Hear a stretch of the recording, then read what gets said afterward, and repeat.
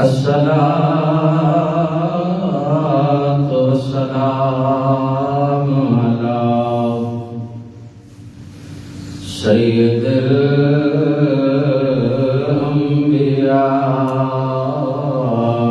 والمرسلين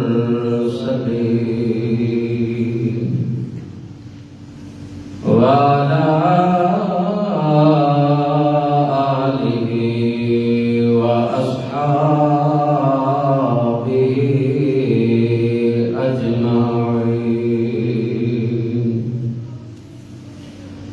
أما بعد فأعوذ بالله من الشيطان الرجيم. بسم الله الرحمن الرحيم. والذي جاء بالصدق وصدق به أولئك هم المتقون. آمنت بالله صدق الله العظيم وصدق رسوله النبي الأمي الحبيب الأمين الكريم. قال الله تبارك وتعالى في شأن حبيبه مخبرا وآمرا: إن الله وملائكته يصلون على النبي يا أيها الذين آمنوا صلوا عليه وسلموا تسليما. الصلاة والسلام عليك يا سيدي يا رسول الله وعلى آلك وأصحابك يا حبيب الله. الصلاة والسلام عليك يا سيدي يا خاتم النبيين وعلى آلك وأصحابك يا سيدي يا مكين قلوب المؤمنين.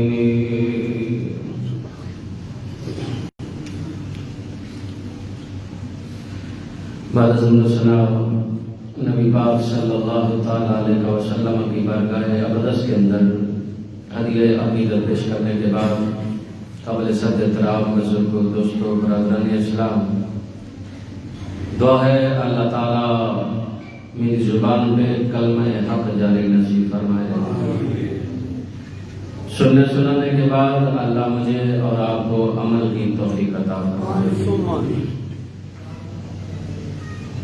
تین چیزیں اکٹھی ہیں دنیاوی طور پہ یوم کشمیر. میں اور آپ ان کے لیے اور تو کچھ نہیں کر سکتے، ہاں اتنا ضرور ہے کہ خانہ خدا کے اندر ان کے لیے دعا کر سکتے. میرا کریم رب ان کے لیے آسانیاں اور آزادی نصیب فرمائے. ہمیں اس لیے ان کی بچیوں کی ان کے بچوں کی تکلیف نہیں ہوتی کیونکہ ہم صرف نام کے مسلمان ہیں. اگر ہمارے اندر بھی مسلمانی ہوتی تو پھر آج وہ معاملات نہ ہوتے. بہرحال اللہ تعالیٰ فلسطین والوں کو بھی اور کشمیر والوں کو بھی آزادی نصیب فرمائے. دوسری چیز حضور کے لفظ جگر حضرت فاطمہ الزہرا سلام اللہ علیہا کا یوم ولادت. اللہ تعالیٰ اس پاکیزہ خاتون کے توسل سے تمام امت مسلمہ پہ اپنا کرم اور فضل فرمائے۔ تیسری چیز، خلیفۃ المسلمین حضرت ابو بکر صدیق رضی اللہ تعالیٰ عنہ، آپ کا یوم وصال ہے۔ دعا ہے اللہ تعالیٰ کائنات کے اندر تمام مسلمان حاکموں کو صحابہ کرام کی سیرت اپنانے کی توفیق عطا۔ حضرت ابو بکر صدیق رضی اللہ تعالی عنہ حضور کے بعد ریاست مدینہ کے پہلے حاکم ہیں۔ آج جو لوگ کہتے ہیں دین اتنا مشکل نہیں تھا جتنا کہ علماء نے بنا دیا، دوسرا گروہ کہتا ہے نہیں اتنا آسان تھا جتنا تم نے سمجھ لیا۔ ہر جگہ پہ دو رائے پائی جاتی ہیں۔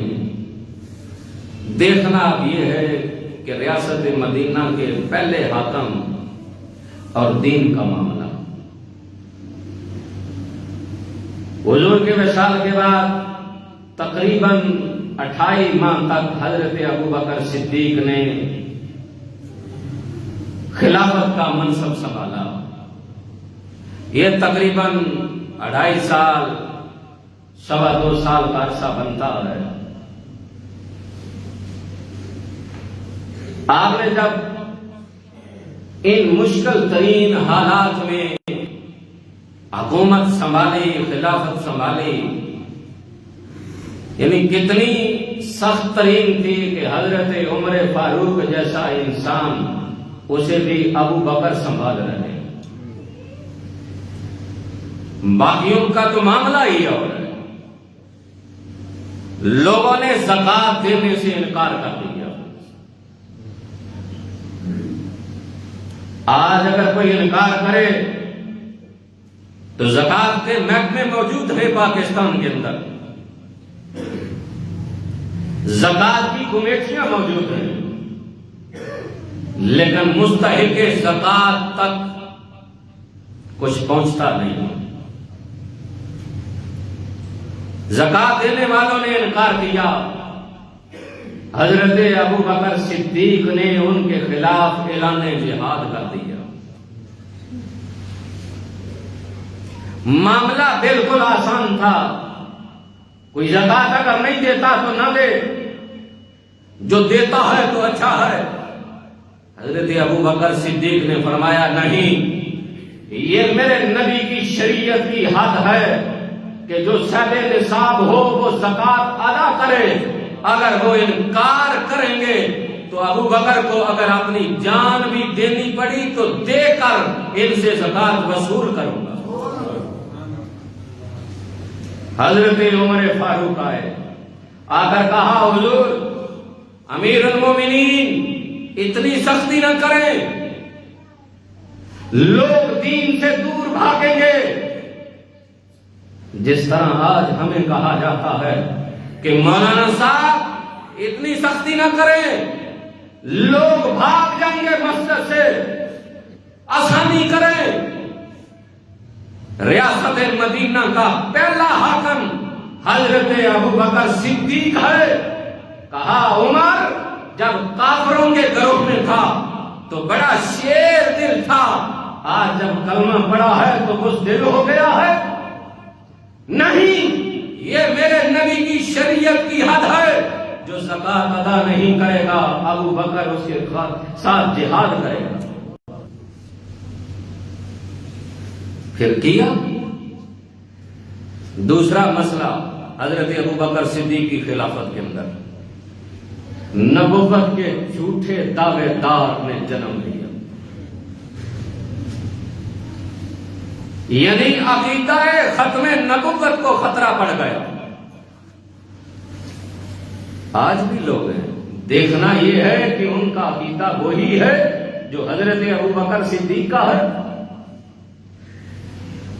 حضرت ابوبکر صدیق نے خلافت سنبھالی تو خطرات پہ خطرات اور انتہائی خطرناک، دنیاوی لحاظ پہ نہیں، دینی اعتبار کے ساتھ۔ اب نبوت کا جھوٹا دعوے دار اٹھا، کہا میں نبی ہوں۔ اب بدری صحابہ تھے جنہیں اللہ نے جنت کا پہلے ہی ٹکٹ دے رکھا تھا کہ آج کے بعد تم کسی جہاد میں جاؤ، جنگ میں جاؤ، کوئی نیکی کرو یا نہ کرو، تم پکے جنتی ہو۔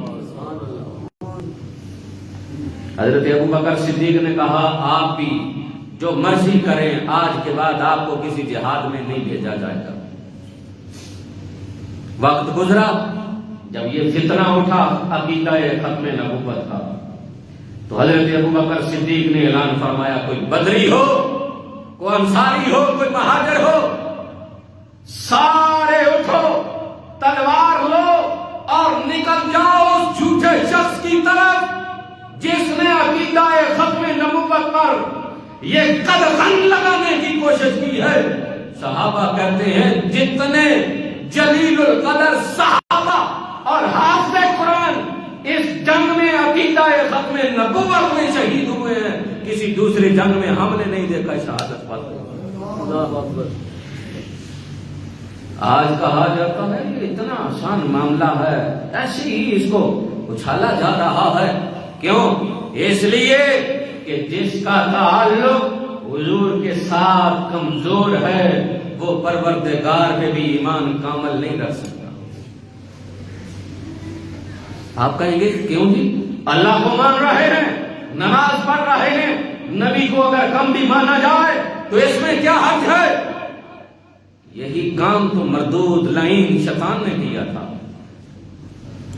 جسے آپ اپنی زبان سے جتنی گندی گالی ہو نکالتے ہو، فعل اپنا اور بوجھ شیطان مردود لعین پہ۔ اس نے بھی تو یہی کہا تھا مالک تجھے سجدہ کرتا ہوں، تیری عبادت کرتا ہوں، پر آدم کو نہیں۔ کہا جو میرے آدم کو نہیں مانتا اس کے سجدوں کی مجھے بھی ضرورت نہیں۔ کوئی شخص ساری زندگی کہے لا الہ الا اللہ، لا الہ الا اللہ، وہ مسلمان نہیں ہو سکتا جب تک کہ اپنے لبوں سے یہ نہ کہے محمد الرسول اللہ۔ سبحان اللہ، سبحان اللہ، نعرہ تکبیر، اللہ اکبر، نعرہ رسالت، یا رسول اللہ، نعرہ حیدری۔ تو عقیدہ ختم نبوت پر صحابہ کرام رضوان اللہ تعالی علیہ اجمعین نے اپنی جانوں کا نذرانہ دے کر بتایا لوگوں زندگی بھی اس نے دی ہے، موت بھی اسی نے دینی ہے، لیکن زندگی اور موت کا دار و مدار اگر چاہتے ہو کہ کامیاب ہو جائے تو پھر اس کا دار و مدار بھی آمنہ کے لال کے ساتھ ہونا چاہیے۔ وہ کسی پنجابی کے شاعر نے کہا تھا نا، میٹھا میٹھا پانی ہے جندلا مدنی دے نامے انج بھی جانی ہے۔ مرنا تو ہے، زندگی کا حساب بھی چکانا ہے، تو زندگی کے وہ لمحات کیوں نہ کر لیں جن میں حساب آسان ہو جائے۔ حضرت ابوبکر صدیق کا چوتھا عمل، آپ نے جب خلافت سنبھالی تو اپنی تنخواہ ایک مزدور جتنی مقرر کر دی۔ ریاست مدینہ کا پہلا حاکم حضور کی ذات کے بعد،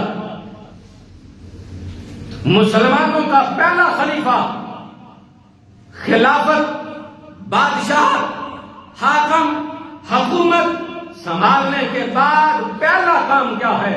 اپنی تنخواہ اتنی مقرر کی جتنی ایک مزدور کی ہوتی ہے۔ لوگوں نے کہا امیر المومنین آپ کا گزارا ہو جائے گا اس تنخواہ میں؟ فرمایا اگر نہ ہوا نا تو پھر میں مزدور کی تنخواہ بڑھا دوں گا۔ آج حاکموں کو کیسا پتا چلے کہ ایک گلی کے اندر مزدوری کرنے والا اس کی اجرت کتنی ہے، اس کے مسائل کیا ہے؟ یہ سردیوں میں ہیٹر میں بیٹھ کر مذمت کرنے والے اور گرمیوں میں اے سی میں بیٹھنے والے، ان کو کیا پتا کہ عوام کی مشکلات کیا ہو. توجہ چاہوں گا آپ کی. حضرت ابوبکر صدیق نے تنخواہ اتنی مقرر کی. ایک دن اپنے گھر میں گئے، دسترخوان لگا تو حضرت عائشہ صدیقہ کی والدہ سے، یعنی اپنی بیوی سے کہا، آج نا میرا میٹھا کھانے پہ دل کر رہا ہے. حکم نہیں دیا، خواہش کی کہ آج کوئی میٹھا ہوتا نا تو کیا ہی بات تھی. اللہ اکبر. اس خاتون، پاکیزہ خاتون نے جواب دیا، حضور آپ کو پتہ ہے نا ہماری تو تنخواہ ہی اتنی ہے، مشکل سے مہینہ گزرتا ہے، یہ میٹھا تو اضافی کام ہے، کہاں سے لاؤں. یہ ریاست مدینہ کا پہلا حاکم ہے جس کا دل کر رہا ہے میٹھا کھانے پہ، پر میٹھا میسر ہے. بولو یار، میسر نہیں. تو آج ہمارے حاکم تو اللہ ماشاءاللہ شراب کے نشے میں دودھ ٹی وی پہ نظر آ رہے ہیں.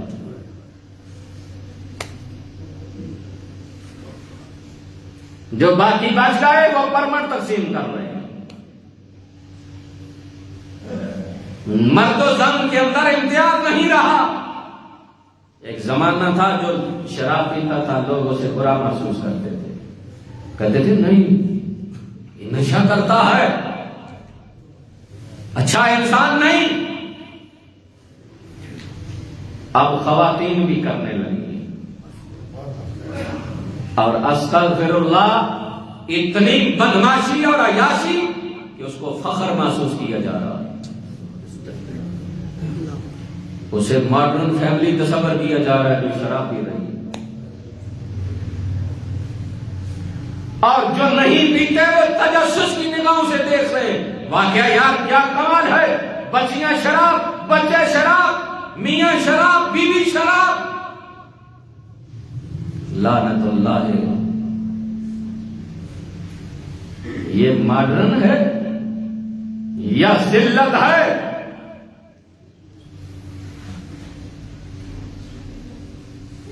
اللہ اکبر.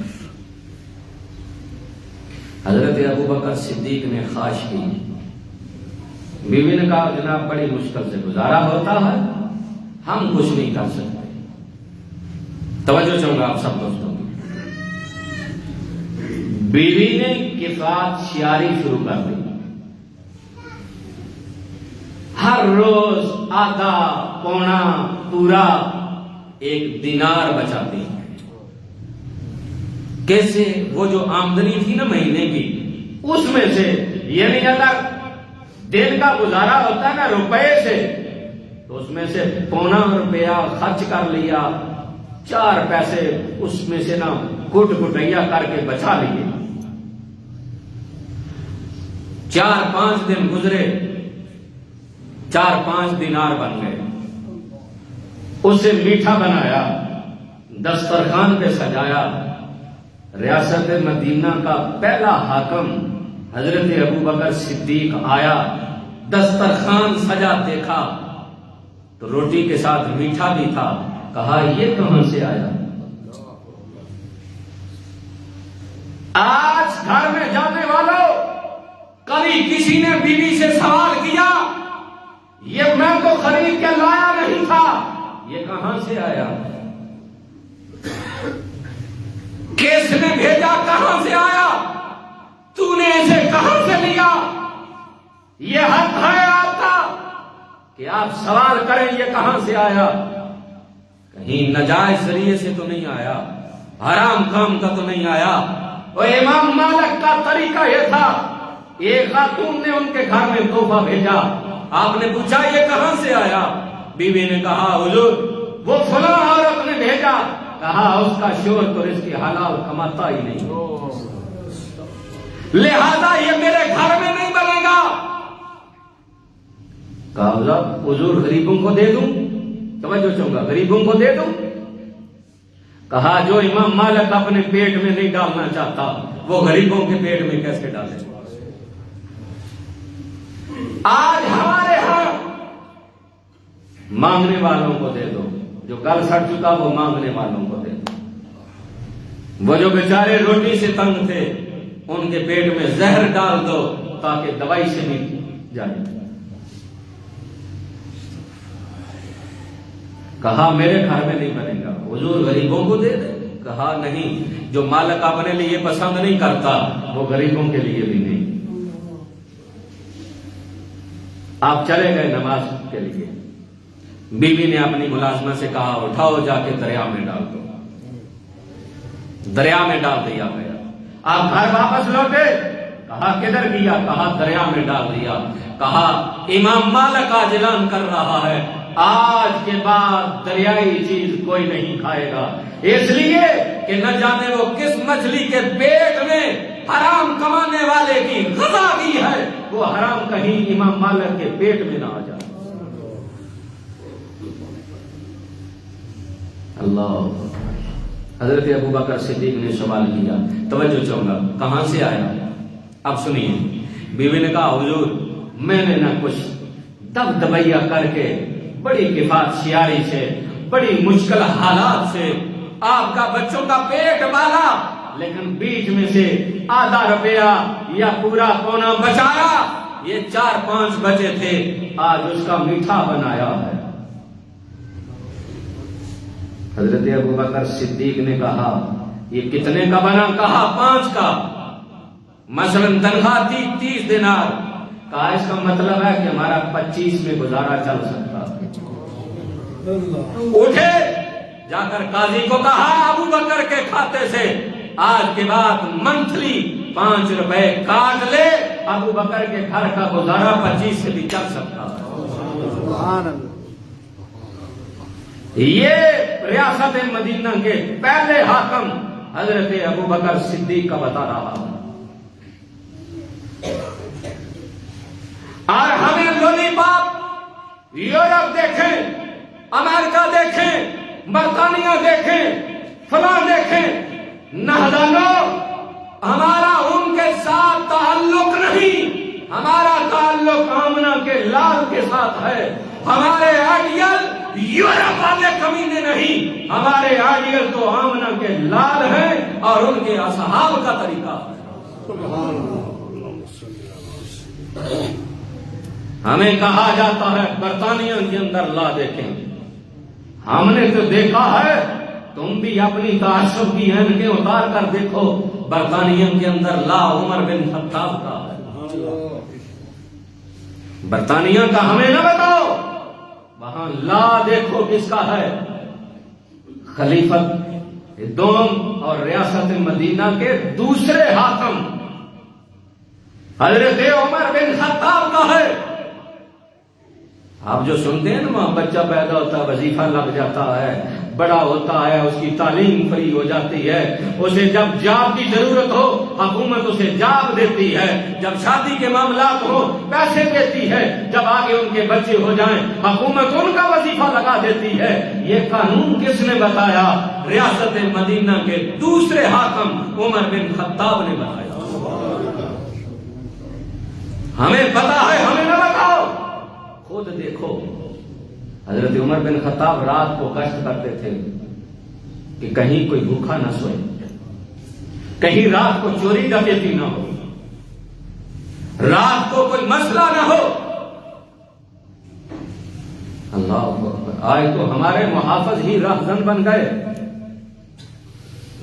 ہمارے راہبر راہزن بن گئے. جنہوں نے راہ دکھانا تھا انہوں نے راہ سے بھٹکانا شروع کر دیا، جنہوں نے حفاظت کرنی تھی انہوں نے لوٹنا شروع کر دیا. حضرت عمر بن خطاب رات کو گشت کر رہے، ایک گھر میں نا رونے کی آواز آئی. آپ نے پوچھا کیوں رو رہے ہیں؟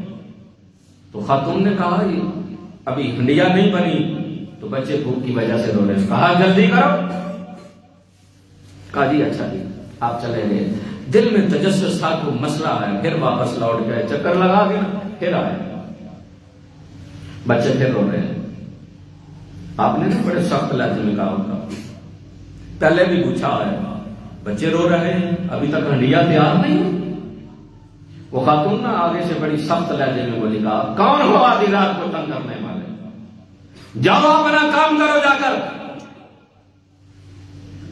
پتہ ہے نہیں اور تنگ کر رہے ہو۔ عمر بن خطاب نے وظیفہ رکھا ہے ان بچوں کا جن کے دودھ چھوٹ جائیں، یعنی 2.5 سال 3 سال سے اوپر ہو جائے، اس کا وظیفہ مقرر کر دیا جاتا ہے۔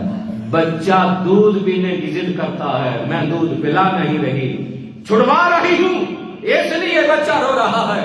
آپ گھر گئے، ساری رات روتے رہے، نماز فجر کے بعد پہلا اعلان کیا، لوگوں آج کے بعد جب بچہ پیدا ہوگا تو اس کا وظیفہ مقرر کر دیا۔ یہ ہے ریاست مدینہ کی۔ پھر اس خاتون کے گھر گئے، معافی مانگی کہ نہ جانے تو بچے کو کب سے اذیت میں مبتلا کر رکھا ہے عمر بن خطاب کی وجہ سے۔ ذرا آپ بھی انصاف سے کام کریں، دیکھیں کہ کیا معاملہ ہے۔ حضرت ابوبکر صدیق کی وفا، محبت، عشق، آخری بات کر کے گفتگو ختم کرتے ہیں۔ میرے کریم آقا علیہ السلام نے حضرت ابوبکر صدیق کو انگوٹھی دی، کہا یہ لے جاؤ تو نقش نگار سے کہنا کہ اس کے اوپر نا لا الہ الا اللہ لکھ دو۔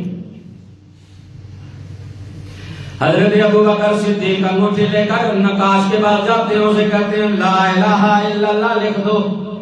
لکھنے والا جب لکھتا ہے لا الہ الا اللہ، ابوبکر کے سینے میں محبت جاگ اٹھتی ہے کہ پروردگار نے جنت کے پتے پتے پہ اپنا اور اپنے محبوب نبی کا نام جدا نہیں کیا۔ جہاں لکھا ہوا لا الہ الا اللہ وہیں پہ لکھا ہوا محمد رسول اللہ۔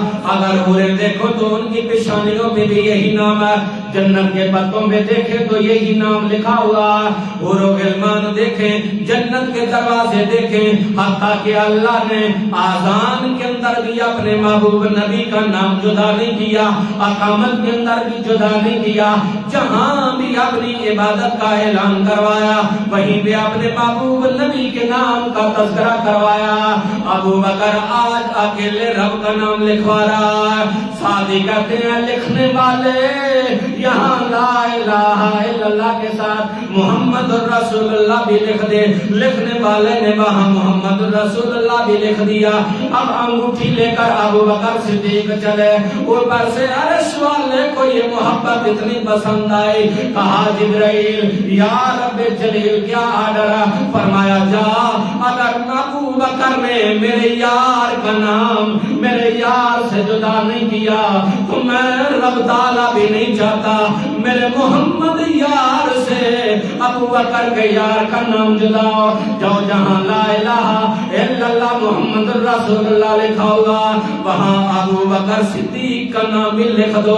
اب جبرائیل آئے، وہاں نام لکھا، لے کر چلے گئے۔ حضرت ابوبکر صدیق آئے، حضور کی بارگاہ میں انگوٹھی پیش کرتے ہیں، پیش کرنے کے بعد بیٹھ جاتے ہیں۔ جب میرے کریم آقا علیہ السلام نے انگوٹھی کو دیکھا وہاں لا الہ الا اللہ بھی لکھا ہوا ہے، وہاں محمد رسول اللہ بھی لکھا ہوا ہے، وہاں حضرت ابوبکر صدیق کا بھی لکھا ہوا ہے۔ میرے پاک نبی جلال میں آ گئے، فرمایا ابوبکر میں نے تمہیں بولا تھا صرف لا الہ الا اللہ لکھوا کر لانا، تو یہاں میرا بھی نام لکھوا کر لایا، یہاں اپنا بھی نام لکھوا کر لایا۔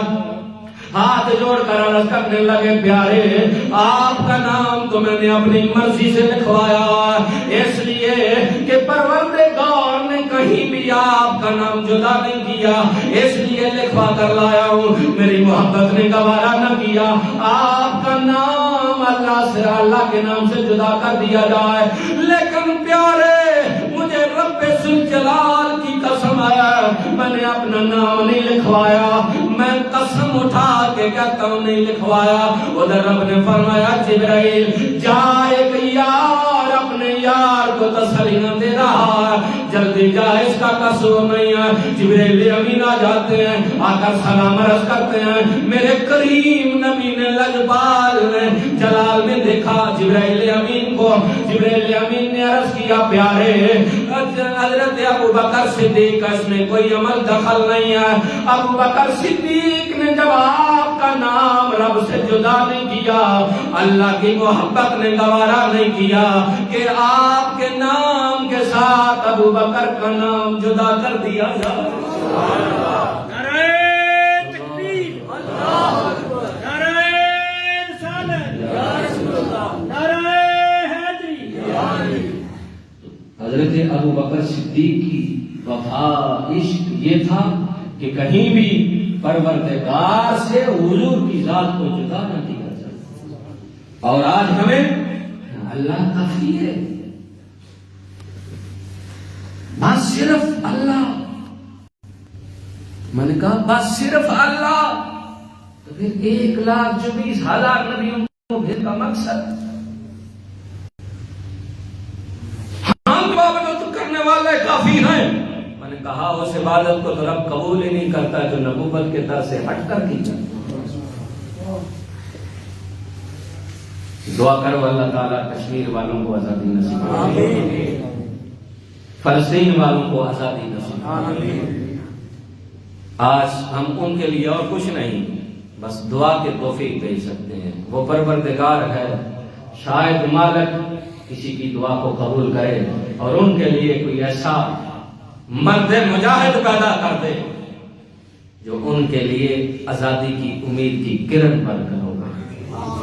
اللہ تعالیٰ ہم سب کو صحابہ کرام رضوان اللہ تعالیٰ علیہ اجمعین کی سیرت کو اپنانے کی توفیق عطا فرمائے، اور دعا کریں تمام کائنات کے اندر جتنے مسلم حاکم ہیں انہیں صحابہ کرام کی طرز زندگی کو اور طرز حکومت کو اپنانے کی توفیق عطا فرمائے۔ آمین ثم آمین، وآخر دعوانا الحمدللہ رب العالمین۔